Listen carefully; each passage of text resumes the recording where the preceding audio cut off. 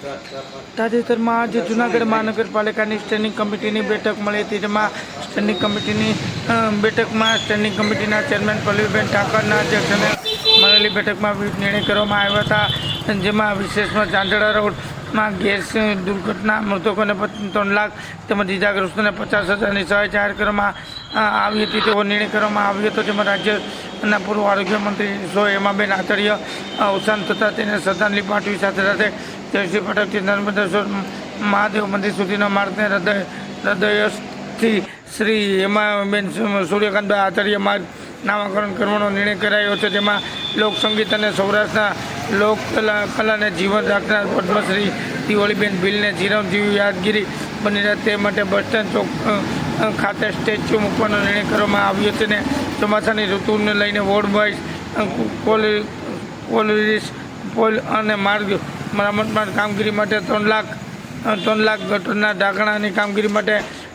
1 કરોડની ફાળવણી કરવામાં આવવાનો નિર્ણય કરવામાં આવ્યો હતો. અંગે વધુમાં નિર્ણય કરતાં જણાવવામાં આવ્યું હતું કે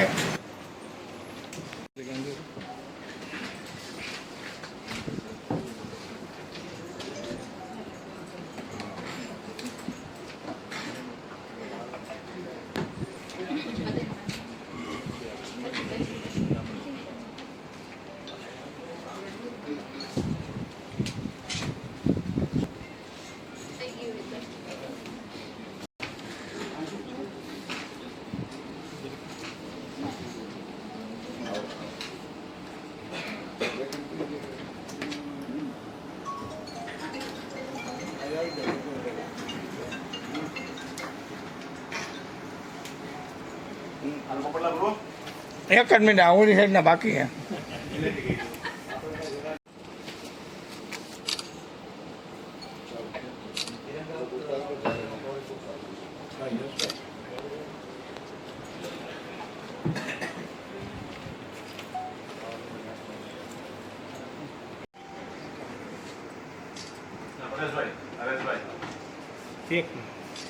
एक शॉट ले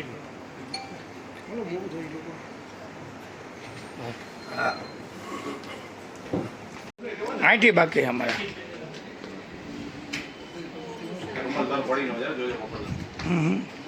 એના ભરોસે નહીં ઊભા છે એનો જ વજન છે.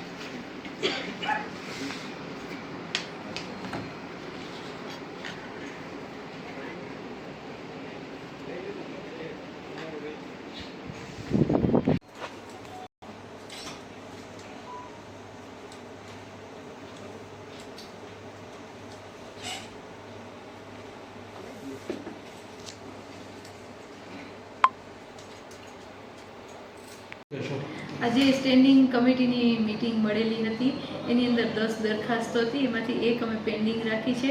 આ ઉપરાંત સિક્યોરિટી ગાર્ડની જે જીઆઈએસએફ દ્વારા તાલીમ પામેલા સિક્યોરિટી ગાર્ડ છે એની પણ અમે દરખાસ્ત મંજૂર કરેલી છે. કોમ્પ્યુટર રિફિલિંગ, કોમ્પ્યુટરનું જે કંઈ પણ થતું હોય છે કે જે સ્ટોર શાખાની દરખાસ્ત છે એ સ્ટોર શાખાની દરખાસ્ત પણ અમે મંજૂર કરી છે.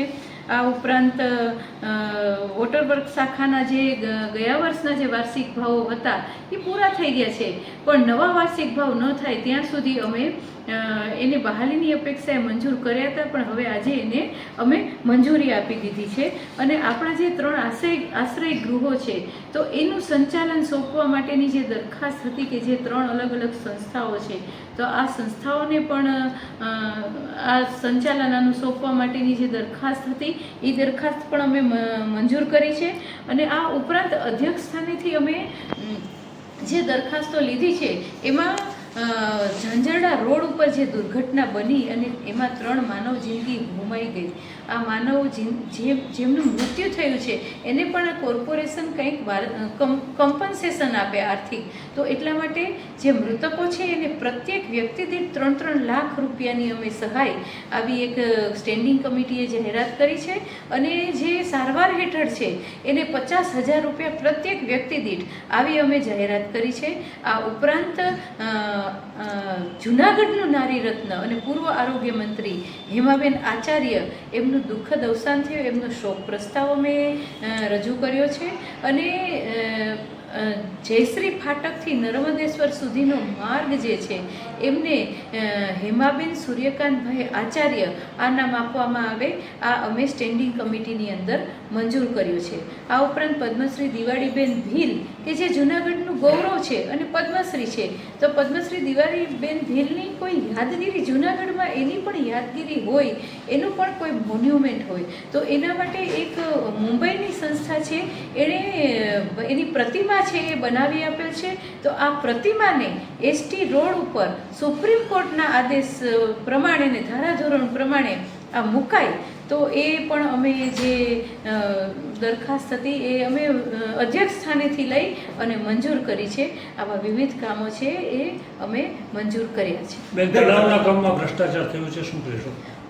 તળાવના કામમાં હજી કામ છે એ ઓનગોઈંગ કામ છે. તળાવનું કામ હજી પૂરું નથી થયું, એમાં દિવાલો પર ટાઇલ્સ વગેરે ચાલુ છે.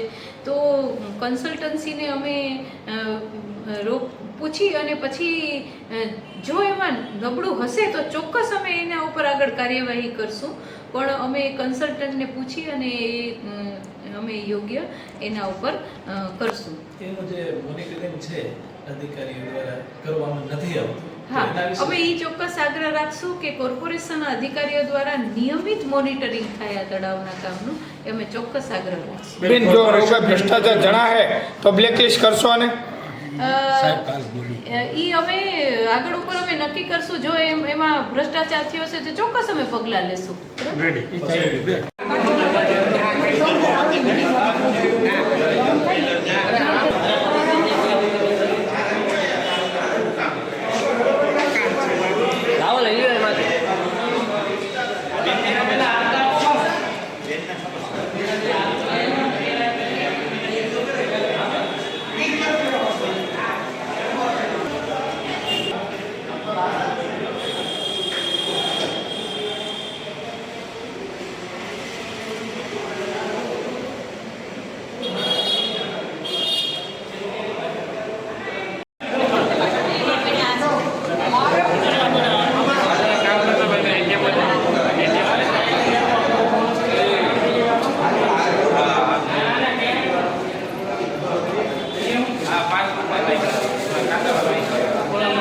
જૂનાગઢ મહાનગરપાલિકાની તાજેતરમાં જે ચૂંટણી પૂર્ણ થઈ હતી ત્યારબાદ જૂનાગઢ મહાનગરપાલિકામાં ભારતીય જનતા પાર્ટીનું શાસન આવ્યું હતું.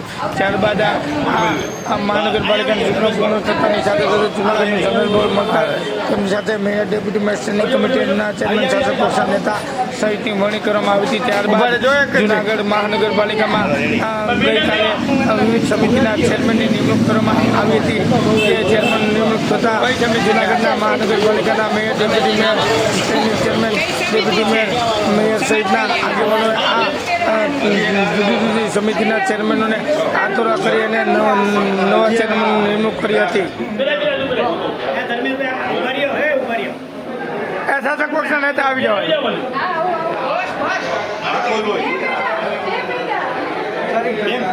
બેન ભૈયા જાઓ. સંજયભાઈ અંદર છે, થોડાક અંદર એક ઉભા. આ ત્રાસનો ફોટો આવે છે. હેલો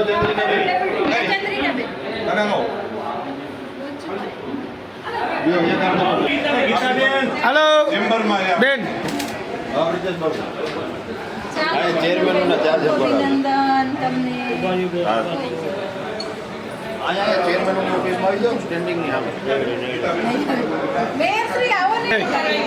પેંડા ખવડાવો, પેંડા ખવડાવો.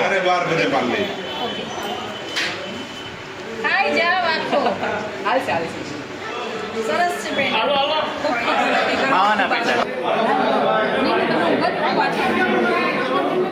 હાલો ઈલાબેન, મોબાઈલ મૂકી દે થોડીક વાર, પછી એમ કહેતા નહીં. હાલો ઈલાબેન, થોડા દાંત તો કાઢો. એમ નથી કીધો. હાલો ડેપ્યુટી મેયર સાહેબ આવો. હાલો, ડેપ્યુટી મેયર સાહેબ ઉભા રહેજો.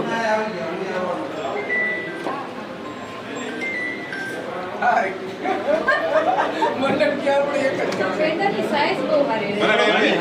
એટલે ખાઈ આવી. હાલો હાલો, હાલો બધા આવી જાઓ, બધા આવતા. તમે આવો. હાલો બધા આવતા નહીં બધા. આ ત્રાસ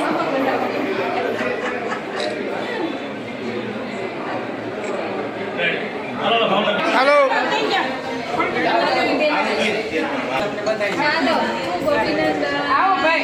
બેન જાવું છો તમારે પેંડા ખવડાવો.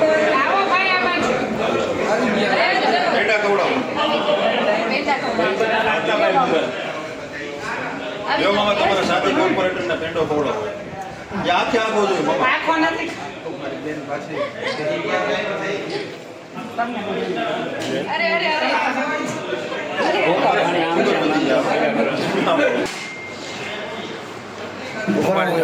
ઊભા થઈ જાવ ને નહીં દેખાય બહુ. નમસ્તે.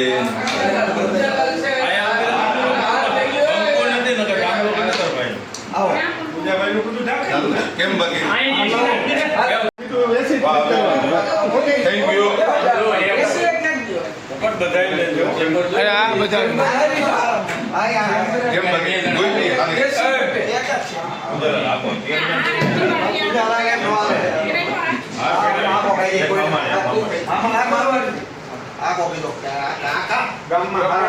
સફાઈ કરો.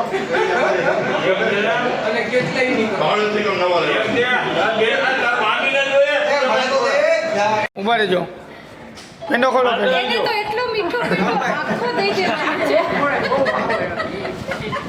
ઓલી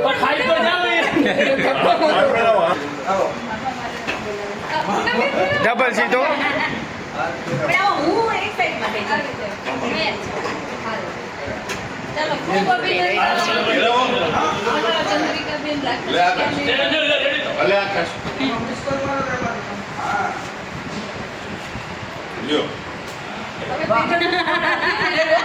થઈ જાય. લ્યો મામા.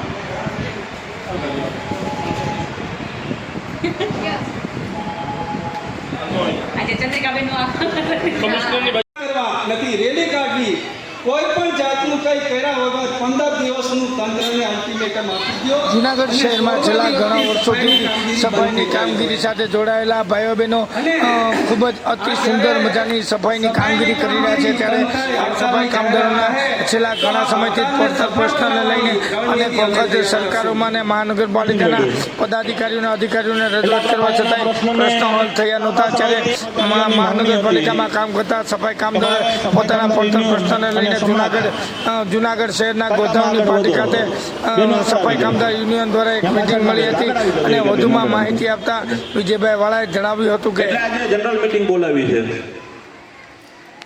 હવે આ કાર્યક્રમમાં આપણા વોર્ડના કોર્પોરેટર અને ડેપ્યુટી મેયર આકાશભાઈ કટારા પણ પધારવાના છે. તે પણ પધારવાના છે. તે મરણ સભા ઉપલેટ તેમ છતાં મેં આગ્રહ કર્યો છે કે વહેલા આવી જાય અને સમાજના કાર્યની અંદર સેવો દ્વારા પણ પ્રશ્નને વાચા મળે એવી કમિશનર સાહેબને મેયર સાહેબને રજૂઆત થાય છે. આપણા વાલ્મિક સમાજની અને સફાઈ કામદારોની છે શું ને એ તાકાતથી કામ થાય. એટલે આજના આ કાર્યક્રમમાં સુપ્રીમ કોર્ટના પ્રમુખ શ્રી રાજુભાઈ પરમાર તેમજ તમામ આગેવાનો યુનિયનના હોદ્દેદારો આ તમામની ઉપસ્થિત છે. હું રામ સાહેબને વિનંતી કરીશ કે આપણે આગળ શું રણનીતિ કરવી અને કઈ રીતના આપણે આગળ વધવું. ખૂબ જ પોતાનું મંતવ્ય રજૂ કરે એવી રામ સાહેબને વિનંતી.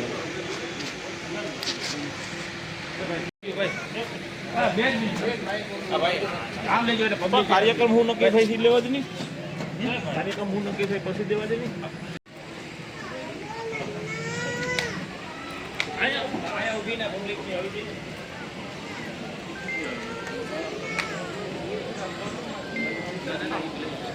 ઓમ લંબોદરાય સકલ જગદીતાય નાગાનનાય શ્રુતિ યજ્ઞ વિભૂષિતાય ગૌરી સુતાય ગણનાથ નમો નમસ્તે.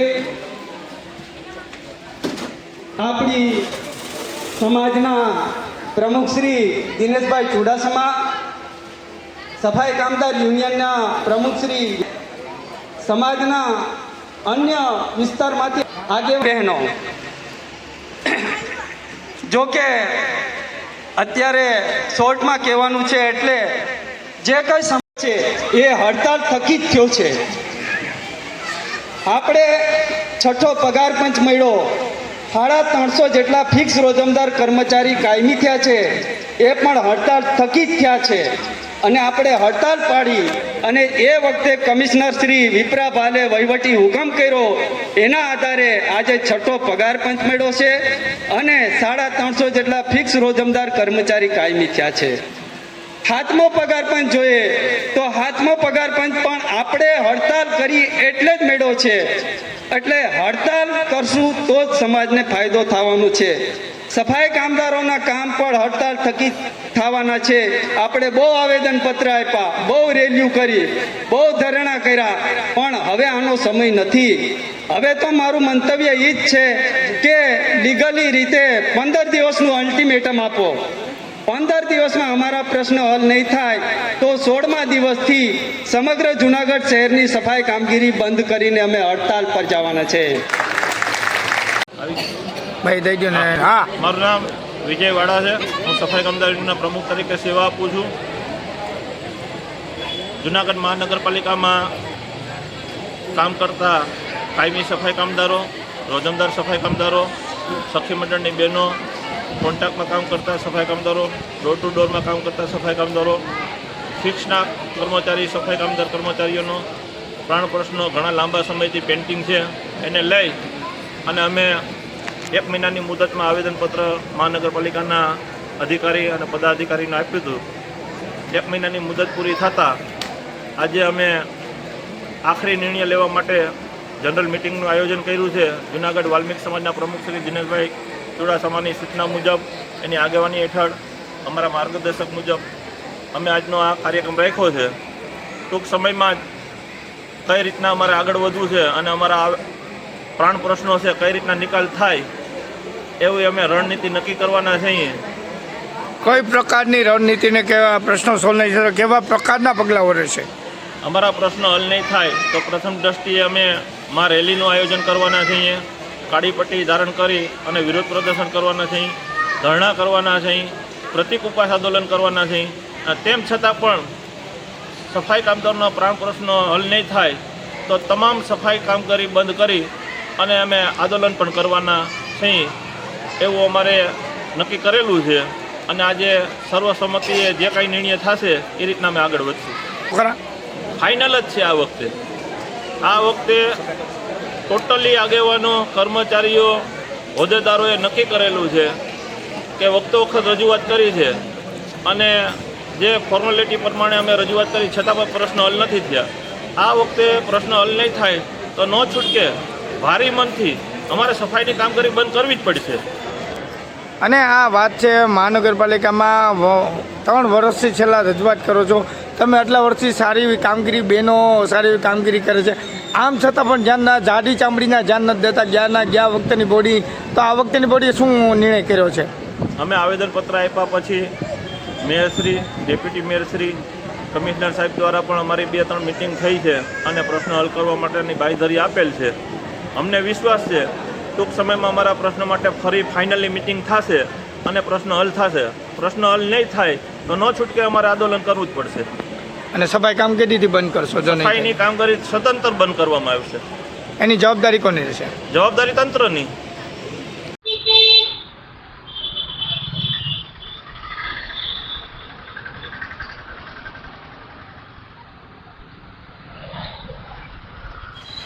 જૂનાગઢ મનેપાની સ્ટેન્ડિંગ કમિટીની બેઠક મળી હતી, જેમાં કોર્પોરેશનના સૂત્રો મુજબ જાણવા મળતી વિગતો અનુસાર સ્ટેન્ડિંગ કમિટીની બેઠકમાં મનેપાએ ₹100 કરોડના ટેન્ડરની આઇટમ ચર્ચામાં લેવામાં આવી નથી, જે બાબતે અનેક તર્ક થઈ રહ્યા છે. અને અગાઉ સ્ટેન્ડિંગ કમિટીની બેઠકમાં ઉપરોક્ત કામો માટે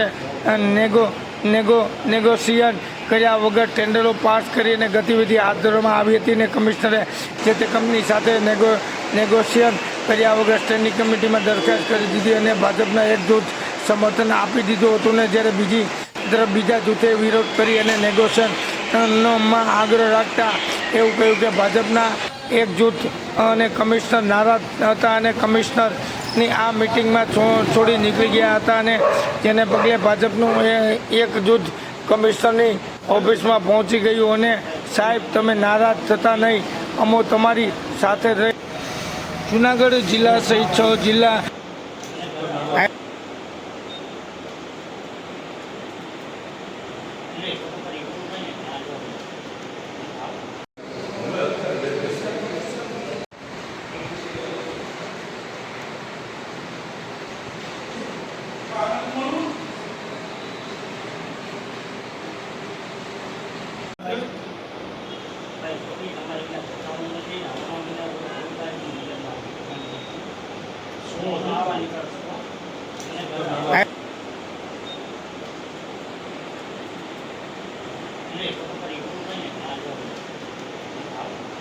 આપણે જોઈએ કે દર વખતે જ્યારે પ્રી મોન્સૂન હોય ત્યારે પૈસાઓ મંજૂર કરવામાં આવે છે.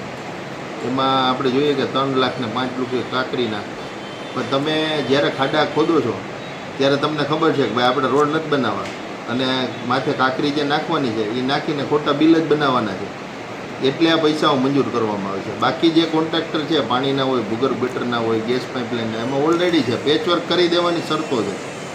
ગારો હોય તો ત્યાં કાંકરી મેટલ નાખવાની એ લોકોની જવાબદારી છે. તો પૈસા મંજૂર કરવા એ તો ભ્રષ્ટાચાર કરવો એ બરોબર જ થયું. અને જે 100 કરોડની વાત છે, 100 કરોડના જે 2 ટેન્ડર હતા એમાં આપણે જોઈએ કે 16% ઊંચા એટલે 16% ને 14%, એટલે 30 કરોડ રૂપિયા જનતાના વધારાના જાય. આ જે ટેક્સના પૈસા છે એ જનતાના છે. આપણે જોઈએ કે અગાઉ પણ આ બાબતે ઘણા બધા ટેન્ડરો જે અત્યારે રોડના ચાલી રહ્યા છે એ 15 થી 20% ડાઉન છે. તો આને એટલા બધા ઊંચા હુકામ આપવા જોઈએ? એ કરતાં ભાવે ભાવ ટેન્ડર કરી અને જે લોકોના કામ છે એ આરામથી થાય ને સારામાં સારા થાય. તો 100 કરોડના ઊંચા ટેન્ડર આપવાની જરૂર જ નથી.